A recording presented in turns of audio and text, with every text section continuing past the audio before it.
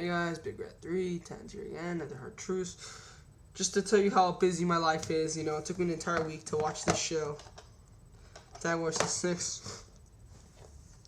I have homework, I have friends, I have a life outside this place. I had very little time. Whenever I watched the best times you could watch wrestling. Like on a Saturday morning, which is when I watch a lot of this. Wednesday nights, stuff like that. But yeah, I did eventually get through with it. Don't expect too in-depth a review of Unforgettable. I barely remember it.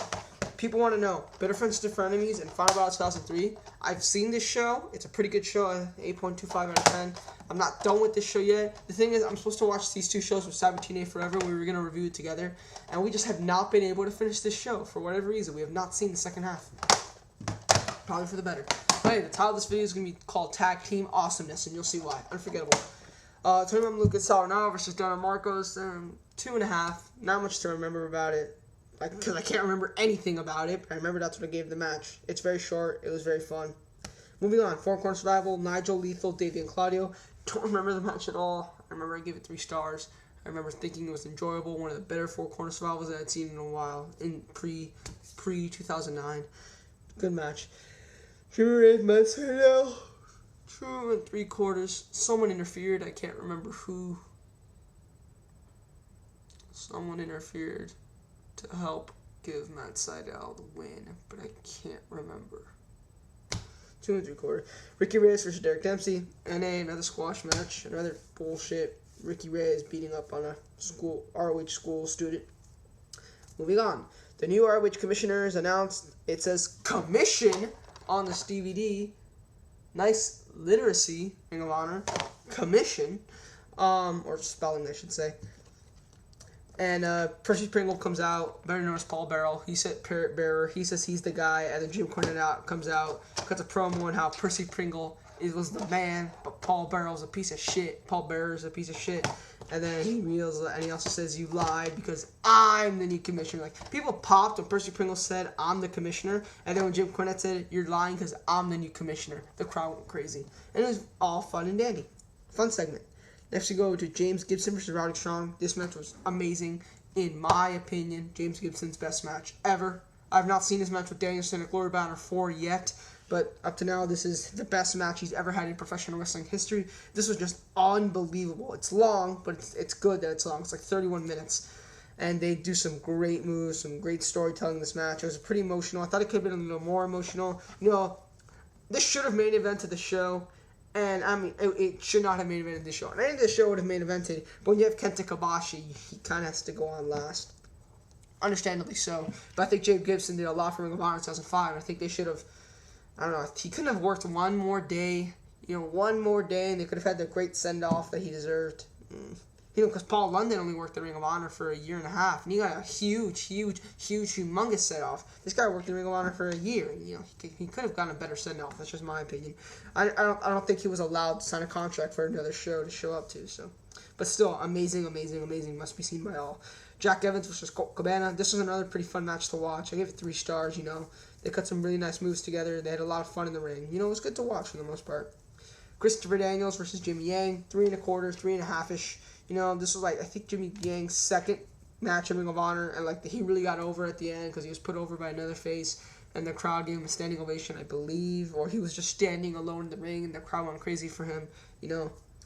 One of his better matches.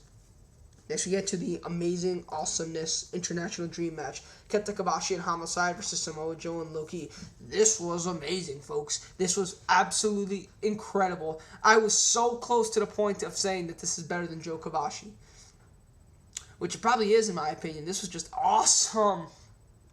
Oh my god, this is amazing. And I felt bad for Homicide. I don't know how they would work this, but they actually told a great story with him and Key. Well, Joe and Kobashi, because him and Key were partners at the time, and Joe and Kobashi, obviously, Kobashi just was amazing to watch. It's amazing to see him in this match and his performance. It's amazing to see Low Key trying to beat him up. I mean, I understand Joe doing it, but Low Key, now that's something cool. This had great psychology. It was stiff as shit. This was amazing. 4 3/4 stars. Worth the DVD price alone. Easily. Add the fact that you have another fucking awesome 4.5-star match on here. This DVD becomes a must-buy. I don't agree with True Slayer. For him, it's like a top 12, it used to be a top 10 show until Death Persona 5 Night 1 replaced it, and then Dragon Gate Challenge 2 replaced that. So I think it's his 12th favorite Ring of Honor show of all time. I wouldn't go that far. I think it's very, very good. I'm going to give it an 8.5 out of 10. There's several 3-star matches, a fun opener, and, you know, there's 2 awesome matches. I'll give it an 8.75, actually. You know, I really did enjoy watching the show. You should probably pick it up. Unforgettable. Next, we're going to Tag Wars 2006. This is a personal favorite of C-Dudes, or Chase. He's always told me this is one of the most underrated Ring of Honor shows of all time. So I thought I should check it out. You know, it seems like a pretty good show. We start off with Jimmy Jacobs, BJ Whitmer. It's a trios tournament. They call it Tag Wars because they had a trios tournament. Only the semis and the main event and the finals. And they also had a tag team title match. Jimmy Jacobs, BJ Whitmer, and Pearce versus Sydal, Yang, and Evans. This was awesome. An amazing opener. 3.5, I won't say amazing, but 3.5, 3 3/4, around that range. Jimmy Yang just cut some. It was kind of spotty, but, you know, it was just so much fun to watch, especially with Jimmy Yang. More so than Jack Evans and Matt Sydal. I mean, I've seen their shit so many times. It's just like, okay.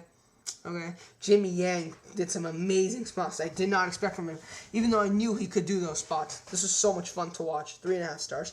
Next, we have Jimmy Rave, Alex Shelley, and Abyss versus Jay Fury, Tony Mamaluke, and Rinauro. This was also pretty fun. Surprised me. 3.5 stars. You know, really fun to watch. Some great technical wrestling and a pretty damn good story to it. I love the Abyss in Ring of Honor. I don't know what was it about. You know, him just destroying people, but his style in Ring of Honor, I love it. I love it so much. I love every Abyss Ring of Honor match. This was just awesome to watch. 3.25 stars. Really, it's just so fun to watch. It was very good storytelling. This is Claudio Castagnoli versus Chad Collier. This was pretty good for the most part. 2.5 stars, 2 3/4-ish. You know, I didn't think it was that bad. I thought it went out there, did its time, did what it was worth, and I was fine with it. And this led to Ace Steel versus James Keenan, which was the worst match of the night. They didn't really do anything. They kind of just slapped each other, and then at the end, like, they kept trying to go for a sharpshooter of sorts, like, a million times. Each of them tried it, and then he would get out of it, and then he would try it, and then the other one would get out of it, and he would try it. It was just stupid, but it set up the Chris Hero Neck Butcher segment perfectly, and this was the first setup of the CCW ROH feud. I think Heel Freezes Over might have been first, but this is when, like, the CCW guys actually invaded the shows, whereas in Hell Freezes Over, Chris Hero was a part of the main event. And it's led up to the low-key angle where Jim Cornette gets a tooth knocked out, and we know now it was low-key, but we didn't know who it was back then, and he went crazy and thought it was a CCW guy. Awesome, amazing segment. And then we went to Nigel and Delirious. This was only okay, 2.5 stars. It was too damn short. It was only like 6 minutes.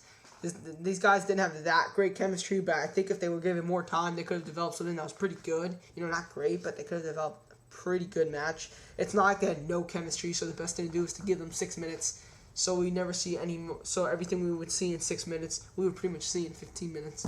And this was pretty decent though, 2.5 stars. Next we have Christopher Daniels versus Low Key. I myself was a little disappointed by this, seeing as how this is 4 years in the making, but it's still a pretty damn good match. It was supposed to be Daniels Joe, but Joe had a staph infection. So they did low-key Daniels. These are still pretty good, 3.5, 3 3/4-ish, but still disappointing for me. Even though I kind of knew going into it wouldn't be that good, but it's still very fun to watch. Low-key does some pretty cool spots. They told a pretty good story, and the aftermath makes so much sense. It's beautiful. I love how it agrees with the story 100%. Low-key turning down Daniels' hand because of how Daniels did it to him years ago. Beautiful. 3.5, 3 3/4. Really liked it. Next we get the finals of the Trios tournament. This was kind of disappointing in my opinion. I'm only going to give it 3 1/4 stars. I don't know why. I was just super underwhelmed by this. You know, it didn't have the great storytelling that the one of the semifinal matches have. And then Jack Evans, Matt Sydal, and Jimmy Yang just didn't go apeshit on this match. You know, they did okay. I mean, Jimmy Yang did a pretty good kick to Jimmy Rave when he jumped off the top rope. But, you know, there was nothing much to this match. You know, I guess Abyss told a pretty good story. I guess maybe 3 1/4 might be a little too harsh. It's more 3.5-ish. And I just, for whatever reason, just couldn't get into it that much. 3 1/4 stars, most likely. Next, we get to the awesome main event. Aries and Strong versus Dangerous and Lethal. This was great. This was excellent. 4 stars. This was, wow. It was really long. It was like 30 minutes. but it had so much storytelling with them working over Roderick for half the match, then working over Aries for the other, and then each of them kept doing body slams to Roderick Strong, like one after another, and then the crowd started chanting, body slam, body slam. It was so funny. The ending makes perfect sense, setting up Danielson's next title shot at Supercard of Honor. Beautiful, beautiful. I love everything about this match. It is 30 minutes, though, and when you think back on it, they didn't do that much for the time they had, which is why it doesn't get higher than 4, but it was still 4 and a quarter-ish. Yeah. I don't know if I can give it 4 and a quarter. It was 4. It was excellent, though. I really, really, really enjoyed it. I had so much fun watching the match. Was not bored for 1 second. In a 30-minute tag team match, that says a lot, folks. So, yeah, 4 stars. I'm going to give the show an 8. 8.25 out of 10. There's so many really good matches on here. But besides the 2 trios tournament semis and the main event and the grudge match, like the rest of the show is just kind of kind of disappointing, but it's still a really fun show to sit through. 8.25. I'll go 8.25 out of 10 here. 8.75. Bigrat310, I'm not going to see it.